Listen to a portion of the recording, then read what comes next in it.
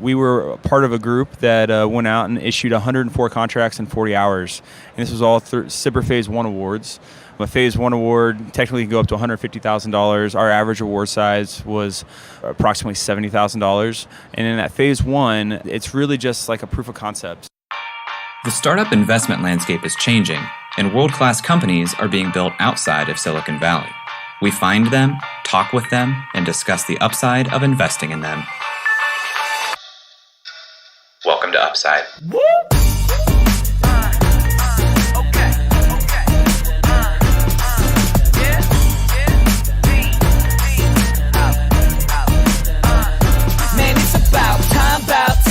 Hello, and welcome to the Upside Podcast, the first podcast finding upside outside of Silicon Valley. I'm Jay Klaus, and I'm accompanied by my co-host, Mr. Frequent Flyer himself, Eric Hornum. That's Mr. Platinum Medallion to you, sir. Yes, Mr. Platinum Medallion. You had to show that off just a few days ago. I did. I could have cropped the picture a little higher, and you could have seen my flight itinerary, and you didn't need to know my status, but did I leave the picture a little low on purpose? Yeah, because you saw it too. I didn't leave the bottom of the screen. I cropped it up just enough that you saw I was sitting in first class. Could you have just texted me your arrival time? Yes. Did you instead send me a full picture of your itinerary and your Platinum Medallion status? Yes, you did. I did. And that was not at all conscious. You know, it's just part of who I am, really. Isn't it crazy that frequently we're just thrusting our fleshy human bodies tens of thousands of feet in the air at hundreds of miles per hour? You mean like frequently we're flying?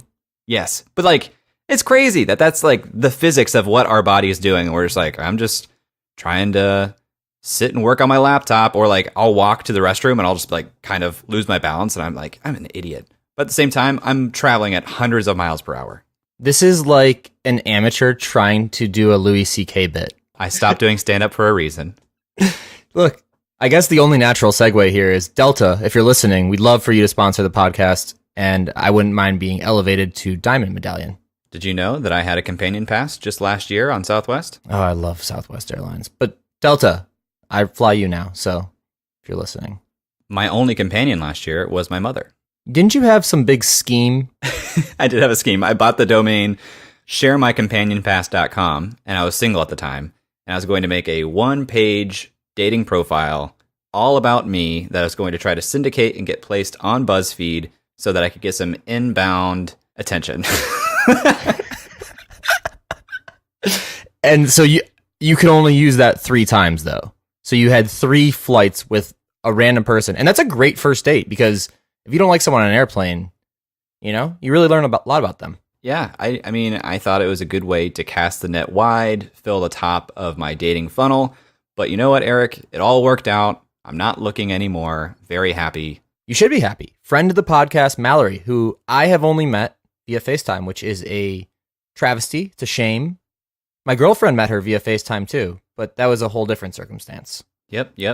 Fun times at CES. And speaking of CES, and speaking of frequent flyers, today we are sharing a conversation with Vince Pecoraro and Luis Cordova. Vince Pecoraro is a capability lead of Agile contracting, and Luis is a liaison of public affairs and marketing for AFWERX. AFWERX provides a public workspace for Air Force innovation and collaboration. This allows AFWERX to identify and connect people and resources across government, industry, and academia in partnership with Virginia Tech Applied Research Corporation. AFWERX specializes in identifying and engaging experts to support airmen innovation projects, forecasting and reporting on technology trends, and building and managing a database of contributors interested in working with the Air Force.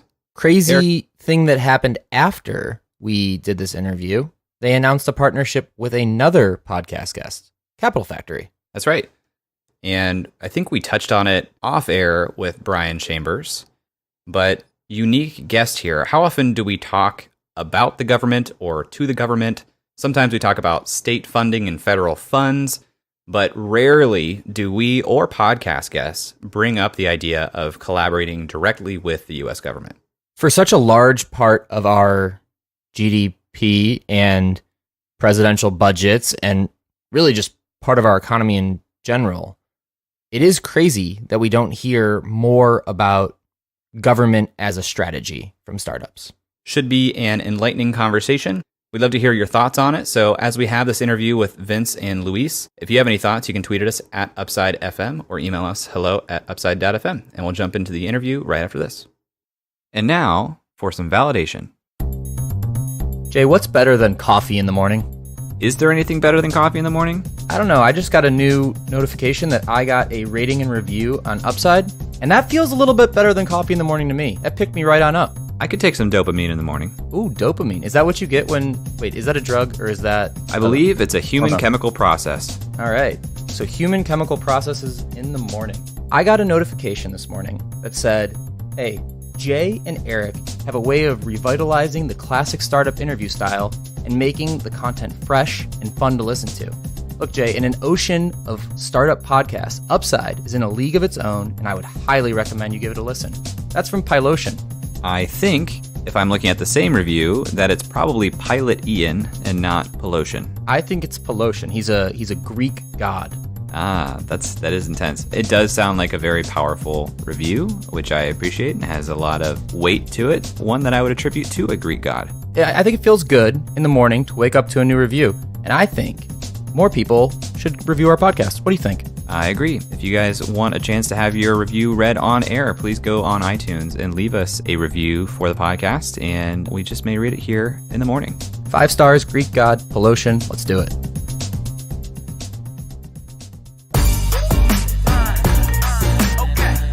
Louise and Vincent, welcome to the show. Hey, thanks for having us. Great to be here. So we like to start with a background of the people we're interviewing. So, Louise, let's start with you. Can you give us a kind of run through of your background, the history of Louise? Yeah, I'll start with the newest and then end with the oldest. So right now I'm with AFWERX, and we're an innovation office. My role in this is going to be marketing and public affairs. So no kidding, the Department of Defense actually trains our public affairs people, so you get a little certificate at the end of that training. I say it's little, but actually it's pretty important to our career field. Before that, or I'm actually dual billeted is what they call it, I have another position with the Air Force Research Lab, and so I've been detailed over to AFWERX within that capacity. Before that, I was in the military, a couple of deployments, and then I have a background in advertising and marketing that I did before I joined the military. Where are you from originally? Originally from Albuquerque, New Mexico. Okay, very cool. Nice. And Vincent, what about you? Can we get a little background? Yeah, so I'll go the opposite of Louis. I'll start in the beginning. I'm a graduate from the University of Dayton. I have both my undergraduate and my MBA from there. And I took a job with Wright-Patterson Air Force Base in the contracting career field. So I started out in the simulator world, and from there I moved to a program called LAIRCM, Large Aircraft Infrared Countermeasures. Both of those were kind of sole source acquisition, kind of contracting environments, a little bit competitive, with the contractors, sometimes argumentative, but ultimately really helped me get my chops for the next phase. From there, I moved into the Long Range Strike Bomber, now known as the B-21 Program Office. It was a classified program at the time. It's since opened up a little bit since we've made our initial award of the new B-21 bomber. And I worked in that office for 6 years as a contracting officer. And from there, I moved over to a group called PZI. So they handled all the non-program of record acquisitions within the Air Force. And I was fortunate to get the opportunity to work on the light attack program. This program was special because we used non-traditional acquisition tools to fly airplanes in the middle of the desert. We flew the A-29 and the AT-6 aircraft weapon systems in the desert at very little cost to the taxpayer, ultimately leading down to hopefully a program of record for one of these platforms. And that was very successful. From there, I did the phase 2 of that effort in the Air Force Research Laboratory, where I was moved so we can continue to use these OTA, other transaction agreement tools, in other places in the military. I spent 1 year in the Air Force Research Laboratory, and from there I got picked up by AFWERX as the Director of Agile Contracting. My job with AFWERX is to find acquisition pathways for the different companies that come in to support our requirements. I'm very well versed in other transaction agreements and FAR-based acquisitions. We're also exploring some new types of acquisitions that should help encourage competition in places where it's never been before. So even in some what would have been sole source acquisitions, we're finding ways to infuse competition. I also act as kind of like a babble fish for our operational community. AFWERX has a really strong outreach to the operational community, and we're actually run by a lot of active duty military types, not the business side, so that they don't understand the acquisition piece very well, and it's just very foreign to them. You keep saying acquisition, and in the business world, acquisition oftentimes talks about like, okay, we're buying another company or we're acquiring customers, and it's a little bit different in this space. Can you talk about acquisition as it relates to the government? For sure, yeah. Government acquisition is actually an inherently governmental activity. It's when we go out and procure goods and services on behalf of the taxpayer, and in my case, on behalf of the military, for our troops. We can go out and normally those weapon systems, those airplanes we fly, those are produced by our industrial base. So your Northrops, your Boeings, your Lockheeds, our big airframers, and we have to go and help them develop those airplanes and ultimately procure them for vast sums of money oftentimes. AFWERX's goal is to help bend that cost curve a little bit, bring down the cost of our goods and services, and really bring agility into our acquisition processes. So we've talked about AFWERX a little bit. We have the kind of high level what it is. I'm kind of curious as a student of history, the history of AFWERX. Where did it start? Where did it originate? Does it have like a predecessor that kind of merged, fell apart? What happened? Like how did we get to this idea? So government acquisition has had a history of iterations that go all the way back to the Wright brothers, at least for the Air Force. And we've always tried to do things better, faster, smarter, and sometimes bad things happen. So in the history of the military, history of the Air Force, when those bad things happen, our lawmakers, Congress, will go and make rules, and eventually those rules codify themselves in the federal acquisition regulations. It's a very, very thick set of rules, and then on top of that, the DoD has a supplement to it, which is another thick set of rules. And then the Air Force has another supplement on top of that, which is another set of rules. And over time, we're very reactive in government. So if there's something bad that happens, we make another rule to say that shall never happen again, and we'll try to protect against it that way. Well, over time, it becomes burdensome. There's been tons and tons of different acquisition reform initiatives that have gone on throughout the years, back into the 80s. But this one has some staying power, AFWERX, because we have complete senior leader buy-in. So Secretary Wilson has supported us from the very beginning. Vice President Pence came out to open up our facility in Vegas about a year ago. We've only been in existence for about a year.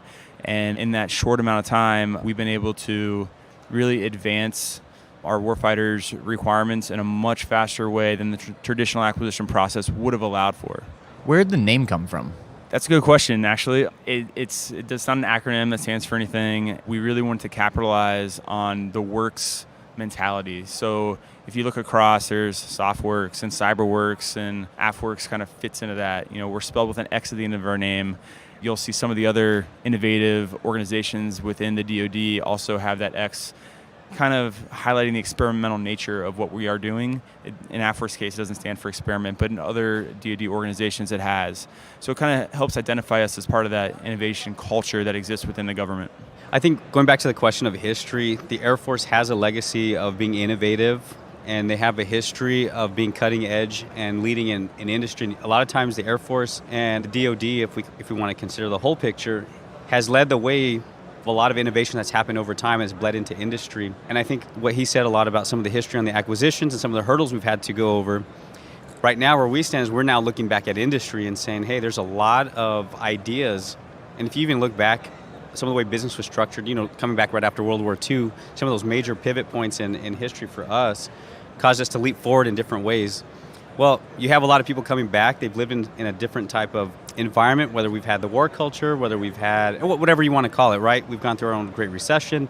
So a lot of trigger points have really made people think, I think, a lot more creatively, a lot more autonomously. And so I know I'm painting a little bit bigger picture, but that really feeds into the culture that the Air Force is really, I wouldn't say creating, but reinforcing. Because it's in pockets all across the Air Force. And he mentioned SoftWorks and other pockets of innovation. AFWERX is really taking a look at it holistically and saying, how can we really affect the whole, affect the culture, not just the technology aspect? So I'll get into a little bit of the background on how we got to this point.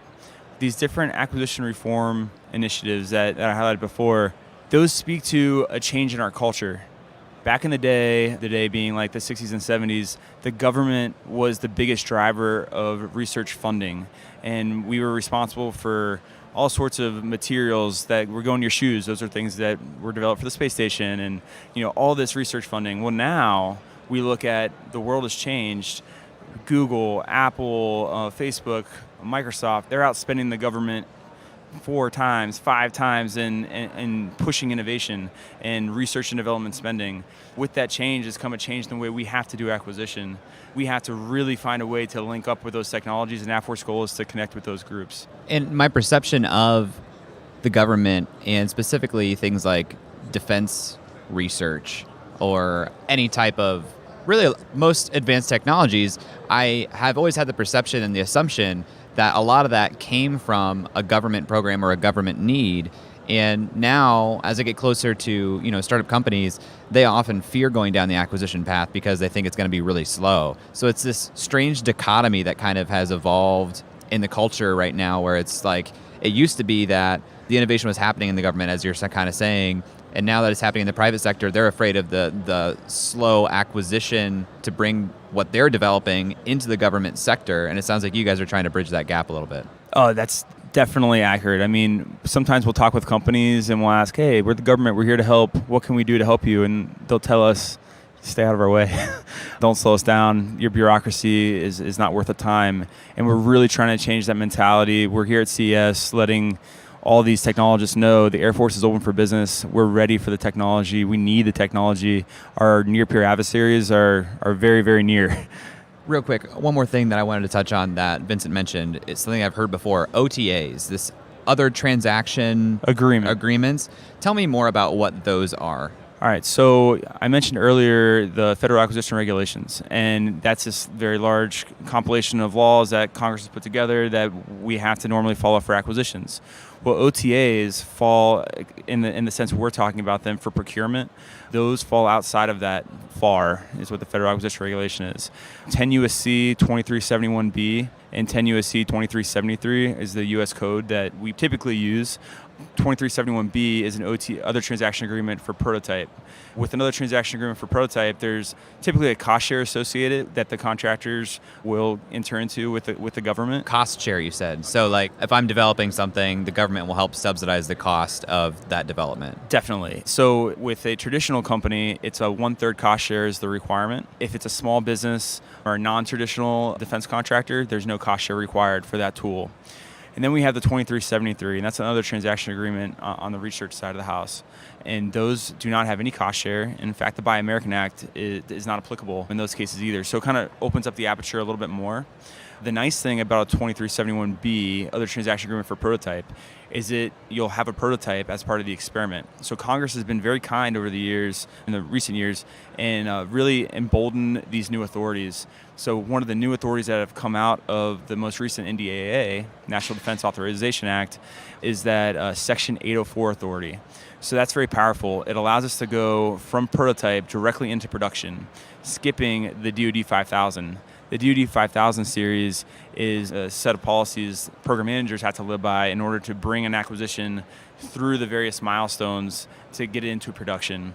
There's a whole host of artifacts. It's a very long and arduous process, and it is tailorable, but most times program managers and people in the acquisition career field don't even feel confident asking to tailor the 5000 series because it's just such a pain to go. A lot of the things that you're saying, you're throwing out a lot of lingo that like you clearly know very well, and so it seems like something that I could probably pick up and learn, but this is probably what scares some businesses. So Luis, is this kind of your territory where you take that and try to make that simpler for the people who could use it? Yeah, my role is definitely being a translator and saying what we call governmentese and marry it to more of what we would think in general public.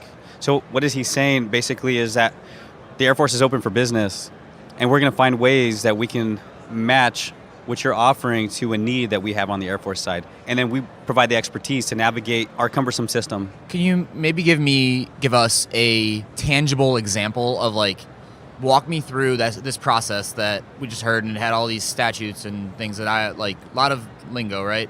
Give me something like, okay, company comes to you, and how does this work with a very specific example? So probably our biggest, most famous example of an OT in the press is with the light attack program. And that's not something that AFWERX executed, but it's something that we executed with the Lifecycle Management Center and AFRL as partners. We went in the Strategic Development Planning and Experimentation Office. We invited all companies that thought they had a light attack aircraft solution out to an industry day.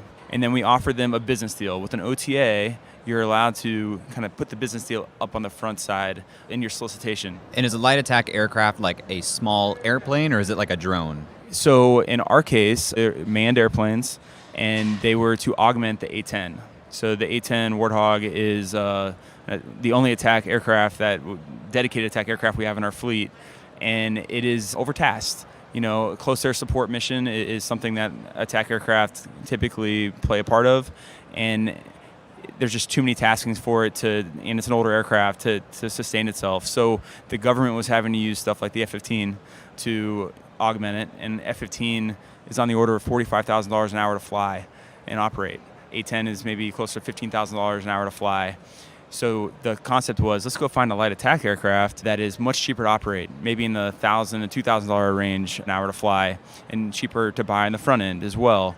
So these aircraft are nowhere near the capability of an A-10 from its hardened standpoint or the speed of an F-15, but you really need that when you're flying over people in Afghanistan and Iraq, where you control the skies and there's not a bunch of anti-aircraft. So that was the concept. And the business deal that we offered to the contractors was we're not going to give you any money up front. We'll allow you to use the government ranges. We'll provide fuel for the aircraft. We'll provide pilots to fly the aircraft, and we'll run them through a full battery assessment. For your cost share, you'll let us use your aircraft, you'll train our pilots, and you'll maintain those airplanes over the course of our experimentation. So that was the business deal we set up front. Now that's really advantageous to the taxpayer, because I didn't actually spend any appropriated funds directly in the program.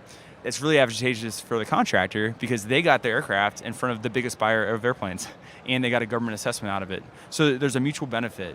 And my job as an acquisition professional is to try to find where those mutual benefits are, and it's not always money, but to be able to make a business deal and really look at the deal to execute hopefully what will become a production program in the future. So we flew this experiment out at Holloman Air Force Base. It was very successful. So successful we did a round 2 of the experimentation with a smaller subset of contractors. The first round we had 4, and we continued the path with any of the planes that finished certain tests, and we were successful with all the tests. And that was an example of a challenge that you guys put out.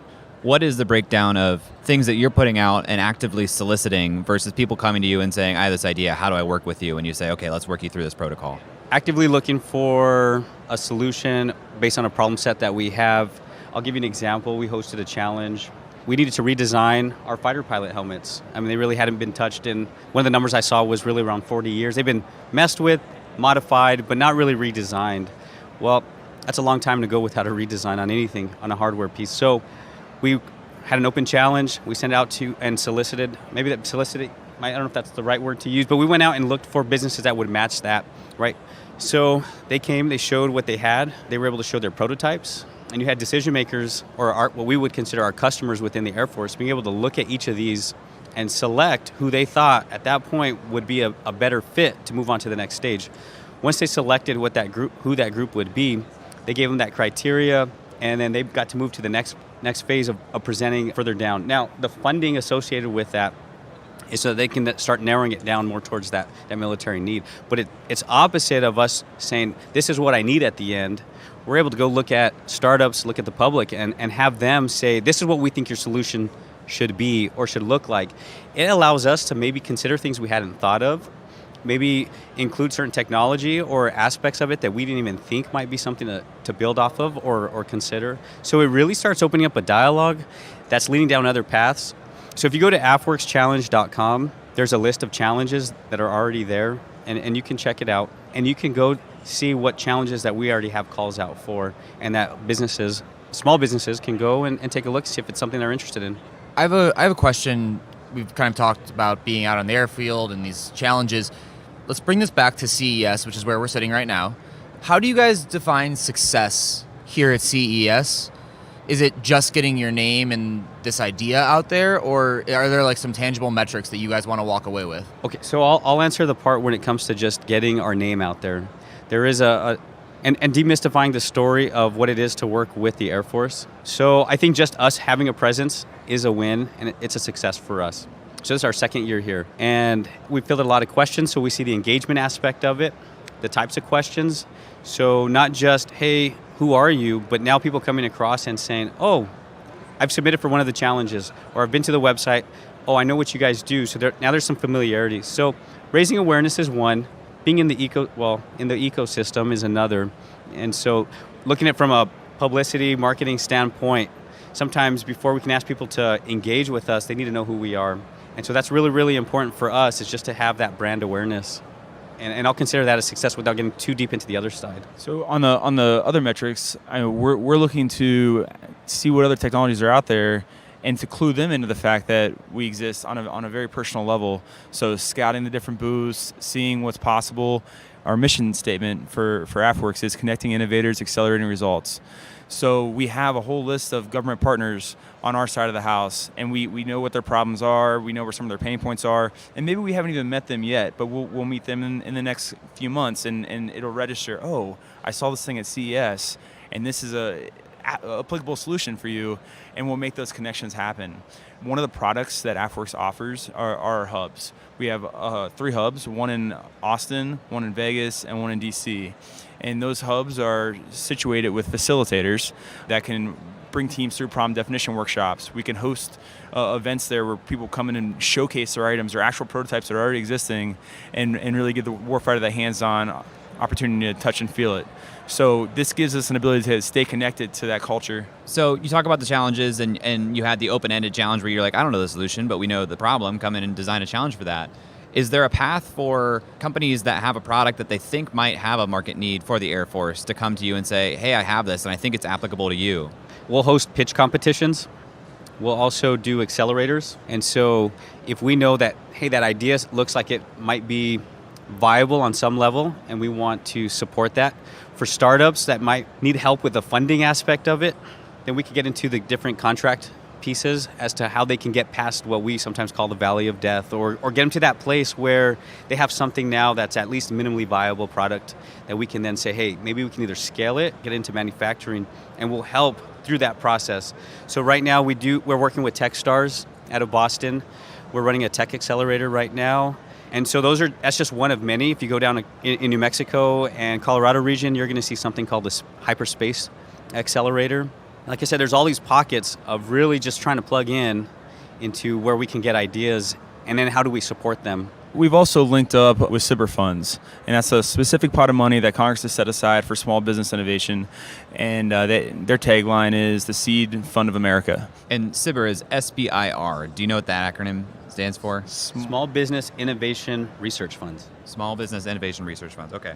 So AFWERX is linked into this. We were part of a group that went out and issued 104 contracts in 40 hours, and this was all through CBIR Phase 1 awards. A Phase 1 award technically can go up to $150,000. Our average award size was approximately $70,000. And in that Phase 1, it's really just like a proof of concept. Is this something viable? So for those companies that think they have a really cool technology that the Air Force should be using, this is a great way to get in front of us with a little bit of funding. And then part of AFWERX's job and the job of the company after they make that Phase 1 award is to go find an Air Force customer from there. And that's how you get your Phase 2 award. Phase 2 awards are typically around $750,000. Again, that money's coming out of the CBIR fund.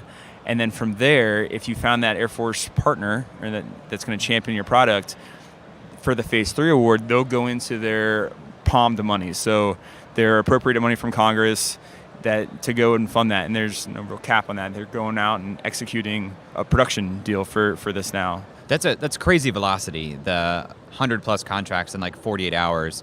Is that part of this Agile contracting you're talking about that's new? Like, did SBIR Phase 1 funding take longer before?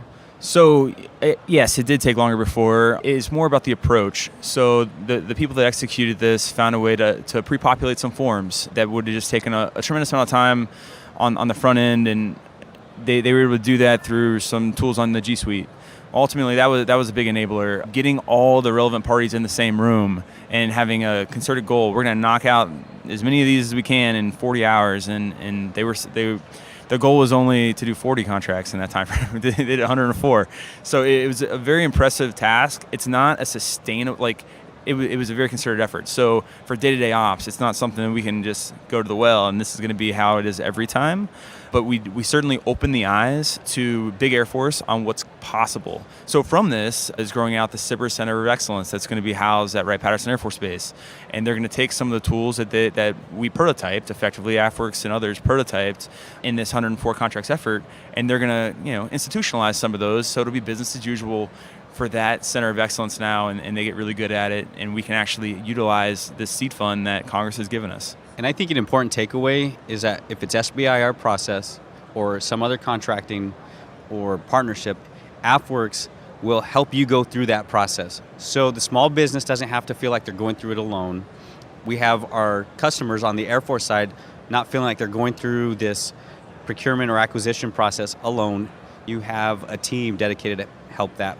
Maybe I'm misunderstanding, but it's called a seed fund, but you referred to them as awards. So when we think about a seed fund, usually it's an investment and there's some sort of financial incentive that comes back. But an award to me sounds more like a grant. Is that? Yeah, no, that's a fair way to look at it. It's not grants in the government are assistance instruments, and we have procurement instruments, which are contracts. So the CBIRs are contracts awards. So it's a real procurement, but it's treated very much like a grant in the classical sense that you would think about it. So the U.S. government doesn't typically take equity in businesses. We're not China, or venture capitalists. So the venture capitalists would go and take equity and ownership. We have far less strings attached, so it's actually better for the small business. We're going to give you an award for X amount of thousands of dollars, and part of that is go find a customer in the government. So it's a way to give them provide funding to enable technology development and to really keep those companies interested in doing business with the government. You mentioned yesterday that phase one is sort of like a customer development or validation award to say, okay, we think this idea has some legs. Here's some funding to afford the validation, the customer discovery. And if you do discover a customer and you validate it, then phase two has a much higher top line available to it. Yep. That sounds right. That is accurate. Who's the hardest person to work, not person, who's the hardest organization to work for with the government? Obviously not AFWERX, you guys are great. Work for or work with? Work with. I'll go work with. From what aspect? I don't know, if I'm a startup here and I want to be involved in selling to the government, where's the biggest pain point in getting in? The biggest pain point is just the processes that we normally put in place that are come out of the FAR are challenging for small businesses. The requirements we levy on financial requirements, reporting requirements we levy on some of the contractors can be challenging. We have off-roads for those and caveats where maybe a small business doesn't have to comply with some of the cost accounting standards that we hold our bigger companies to, but getting through the details of what rules apply to whom and understanding how personalized contracting is really across the DoD, not just the Air Force, but every single base has local procedures. And that makes it really hard to say blanketly, this is how you do acquisition with the government. So I haven't always been on this side. I was in the operations side of the military, and then coming from industry, working in media was the background. Where I've had, I think, some of the pain points is the language. I could use the same word, but it's going to mean two different things. And I think when I apply that back to us interacting with industry, small business, and whoever we want to put in the public bucket, sometimes I'm really excited that I can do something with small business. I have this great idea, and then I go out and I talked a whole nother language, and I didn't get the response I wanted. So sometimes just taking a couple steps back and saying, maybe the words that I'm using or maybe the way that I'm packaging this really cool idea isn't resonating. So I think one of our challenges is actually understanding our customer base. And that's where AFWERX is really looking at, is saying, great, we have this cool idea, we can connect with innovators, we can accelerate the results, and we have all these cool buzzwords. And when it comes down, at the end of the day, we're connecting with people. And that's where we have to make that human touch. And so having the expertise, Vince is amazing. I don't want him to go anywhere without me at this point. Because when it comes to how we actually execute these things, he definitely is his weight in gold. Now, how we translate that, that takes the Air Force a little bit of work because we don't live in that world. We're thinking warfighter needs. We're thinking national security, national defense. We're thinking protecting our nation and the seriousness that comes with it. What's cool about AFWERX is we're in this really innovative space right now. It's new to a lot of us from just in how we live. And you guys probably operate in this space a lot more frequently than obviously we do, right? You live in it. So for us, there's this passion and excitement. And so in that as well, we're getting to meet cool people, we're getting to do cool things. And so there's a little bit of refinement I think we're doing in the language piece. But at the end of the day, it's people connecting. And that's where the trust comes in. And so I really think at the very beginning, we're just building relationships and saying, hey, listen, the Air Force is out here. And so part of our job is to go out and build those bridges and say, hey, if you have a question, I'm going to slow my roll. Let me walk you through why this is really cumbersome. And it's because we're trying to match a really agile environment and living space in this whole startup entrepreneur community and ecosystem to a very old, slower, bureaucratic, risk-averse environment. And so there's going to be a natural adjustment. And I think that's just where we're at right now. And if I may, we've developed an entire industrial base that is very good at complying with the government's rules and regulations, but it's developing a very wide moat for them. So they don't have the same levels of competition. So with the other transaction agreements, I'll talk about one of the companies was Textron that had one of the awards, and they have predominantly commercial business. They do some defense, but most of their stuff's on the commercial side. And their CFO came to me and said, Vince, this is awesome. This is how we do business with all of our commercial partners. Our contract was 8 pages long. That typical contract would have been in the hundreds of pages long with all sorts of ridiculous clauses about, vending machines, taking the U.S. dollar coin and other stuff that Congress put into our FAR to try to drive compliance. But that really just kind of convoluted the process. Yeah. So talk to me about, sort of at a macro level, where policy as a country is. Like, is this going to continue to get easier and easier? Is this going to continue to be a priority for our government? Is there any risk of that changing? I don't live in the political governmental world, so I don't know how quickly those winds can change. And you're talking about from a acquisition side or partnership side or collaboration? What do you... From AFWERX being like an agile, innovative organization, that's obviously a priority that you guys are taking right now. Could that change? With politics, at least in the military, we look to something called the National Defense Strategy. In that document, it kind of calls out what our priorities should be. So from president to president, from administration to administration, these change.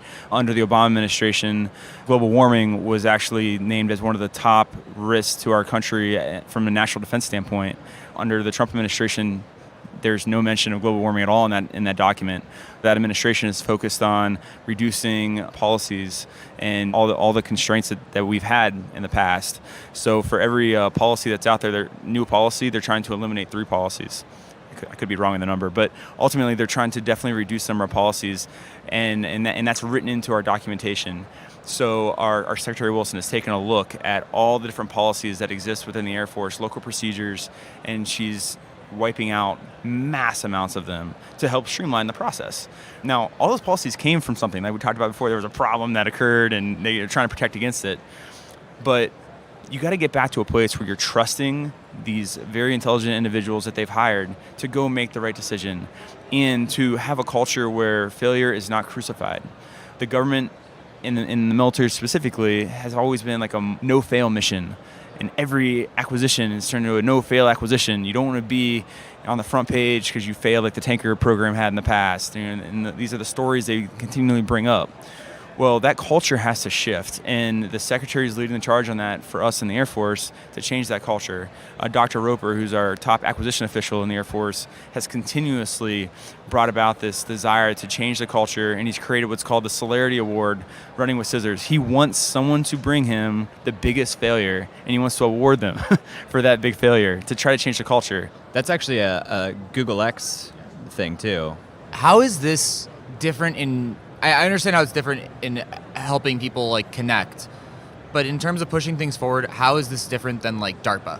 Okay, so DARPA is going to look at future technologies, unobtainium, stuff that is in a much longer time horizon than AFWERX. AFWERX time horizon is typically 6 to 18 months. We want to deliver innovations to the warfighter today, if possible. And DARPA is going to be looking much further down the road at their innovations and really broader concepts. Like, think hypersonics, stuff that's going to take years of development to really execute on. We're much shorter time frames. So DARPA would be more along the lines of an Air Force research laboratory, something that is going to be more R&D, long-term looking out.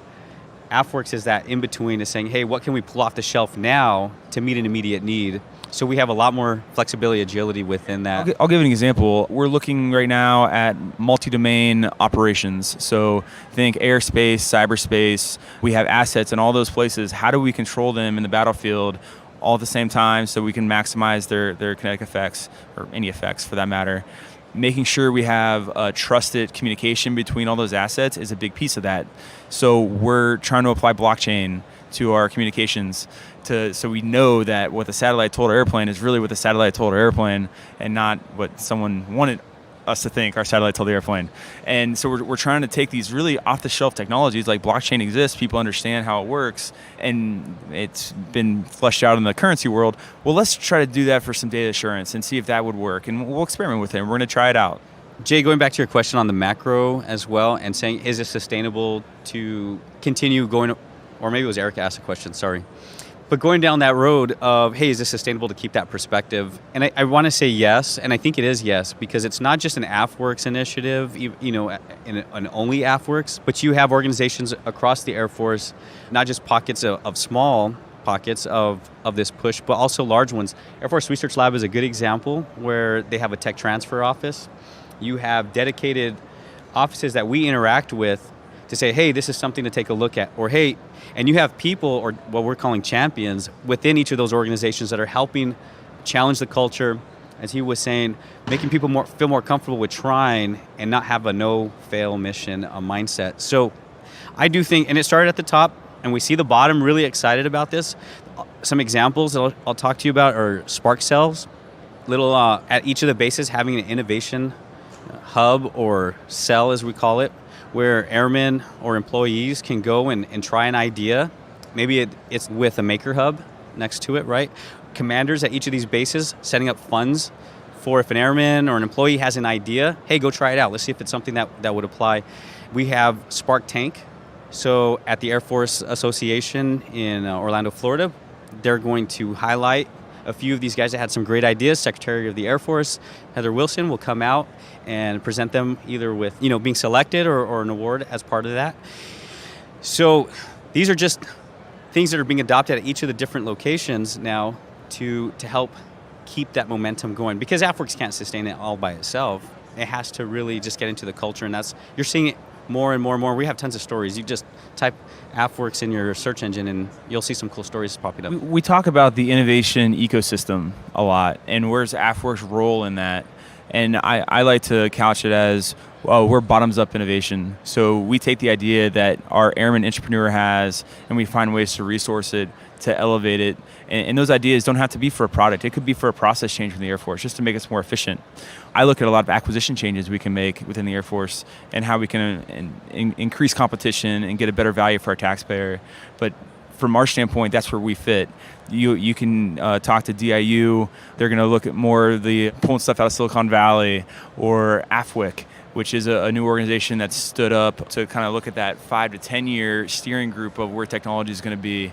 The Center for Rapid Innovation, the CRI office, they're going to be looking at the combatant commanders' top 10 hit lists of what the troops need right now, but are just really, really hard problems to solve. So we all kind of fit in these different spots in that innovation ecosystem, and we're finding a way to play nicely together and really hone in on our niches so we can get the most value out of innovation. I want to wrap this up by asking a couple very specific tactical questions. So if somebody, obviously listeners of the show can go to the AFWERXchallenge.com website and see what you guys are actively kind of looking for.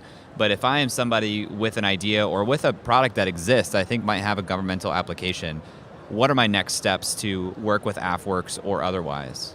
We have a whole host of products to help onboard these companies. One of those are through our special topic SIBRs that we post.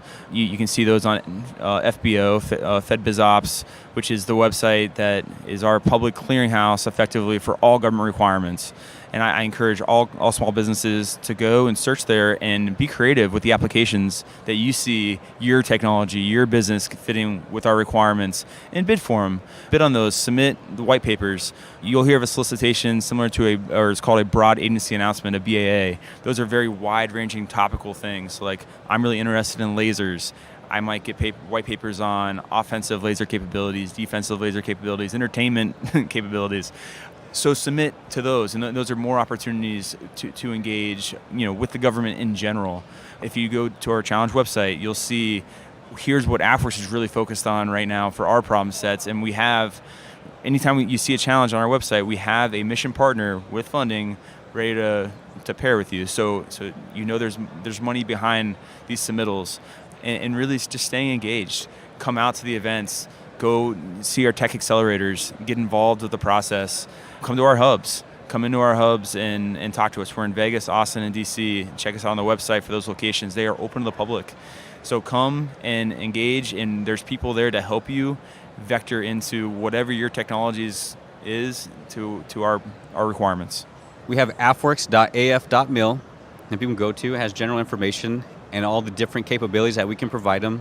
So if it's a particular problem set or they have a particular product and they think it might fit one of those capabilities, great, we'll do an assessment and tell them, hey, maybe this is the lane to go down based on what we have in information. The second, like you said, AFWERXchallenge.com to see the type of challenges, get an idea as to what we're looking for. And then we have 3 locations across the country, and they're storefronts. Walk right in. On the website is the location information and a number they can get a hold of them at. I want to give a little bit more information on our AFWERX challenges. That's powered through a software called Spigot, and it allows us to crowdsource the ideas. So with the Helmet Challenge, we had well over 100 submissions, and users within the community voted up and down those submissions, so we got to that top 10%, and we invite them in for a pitch on those submissions, and then from there, the viable options we'll fund with prototype contracts. But we're using the technology that's out there. We also use IdeaScale internally to vet those entrepreneur ideas within the Air Force.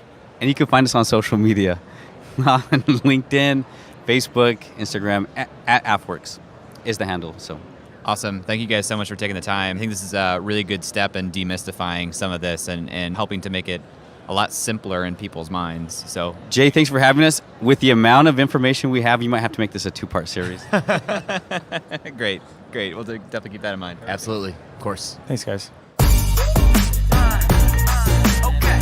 So, Jay, we just spoke with Vince and Luis from AFWERX. What were your first takes? Something that they brought up a couple times in the interview that makes sense as an answer to something we said in our intro here. Most startups actively avoid working with the US government. And maybe that's not quite fair. It seems like they're in one of 2 camps. They're either actively avoiding it or it is their sole strategy. Very rarely does a company add government relations and the government market as part of their larger strategy. It seems like AFWERX is making this easier, but it still seems hard. Like, without AFWERX, I couldn't imagine how hard it is. With AFWERX, it still seems hard to me. There's so many acronyms. There's so many things that are happening.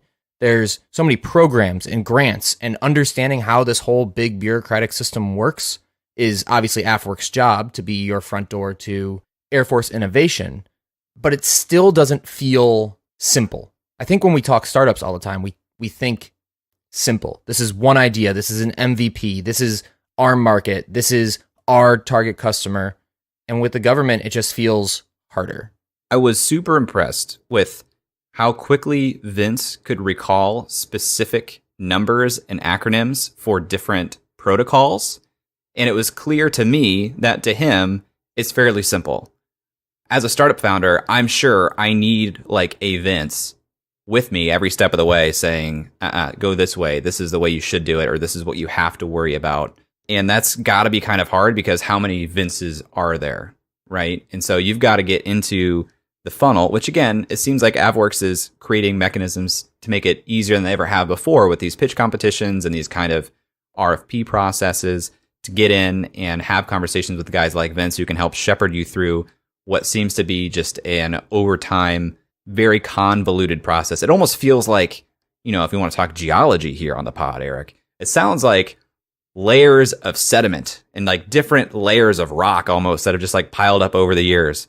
And so you got to like remove them over time to get to the core of like, what actually do we need to do here? To extend that metaphor, you would need like a different drill for different layers of sediment too. So if you knew Vince and he said, hey, there's 10 layers you got to get through, you got to use a diamond drill for the first layer and this drill for another. I ran out of drill types really quickly. I don't know if you just noticed that, but Vince is a jackhammer. What? That doesn't work with a metaphor.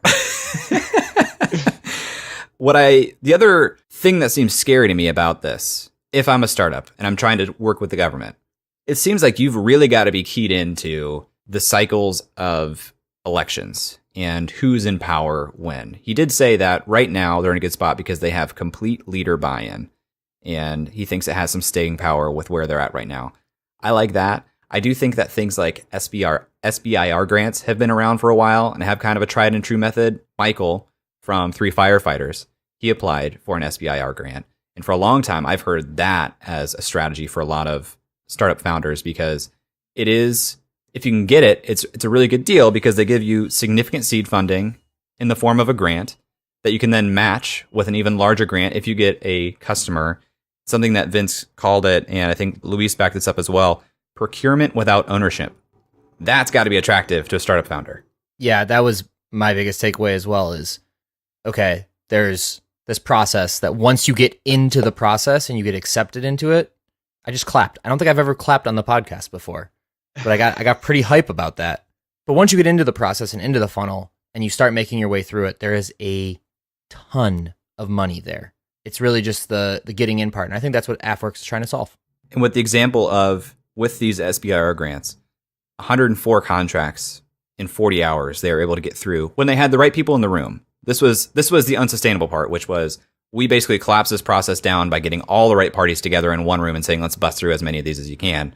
So to me, there's some hope there because it's saying the process is simple enough that with the right people giving buy-in in a certain period of time, we can do it quickly.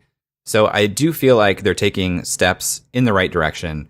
It seems like a real opportunity for founders who have research and development ahead of them for something that can have a government application, because I can't imagine a better source of funding than one that does not include giving up ownership. Well, if you guys have any thoughts on this episode, please tweet at us at UpsideFM or email us hello@upside.fm. If you have any experience working with the U.S. government, whether through AFWERX or a similar program, or if you've received an SBIR grant, we'd love to hear from you and talk to you and hear about your experience and what that was like. Otherwise, we'll talk to you next week. That's all for this week. Thanks for listening. We'd love to hear your thoughts on today's guest, so shoot us an email at hello@upside.fm or find us on Twitter at UpsideFM. We'll be back here next week at the same time talking to another founder in our quest to find upside outside of Silicon Valley. If you or someone you know would make a good guest for our show, please email us or find us on Twitter and let us know. And if you love our show, please leave us a review on iTunes. That goes a long way in helping us spread the word and continue to help bring high-quality guests to the show. Eric and I decided there were a couple things we wanted to share with you at the end of the podcast, and so here we go. Eric Hornung and Jay Klaus are the founding parties of the Upside Podcast. At the time of this recording, we do not own equity or other financial interest in the companies which appear on this show. All opinions expressed by podcast participants are solely their own opinion and do not reflect the opinions of Duff & Phelps LLC and its affiliates, Unreal Collective LLC and its affiliates, or any entity which employ us. This podcast is for informational purposes only and should not be relied upon as a basis for investment decisions. We have not considered your specific financial situation nor provided any investment advice on this show. Thanks for listening, and we'll talk to you next week.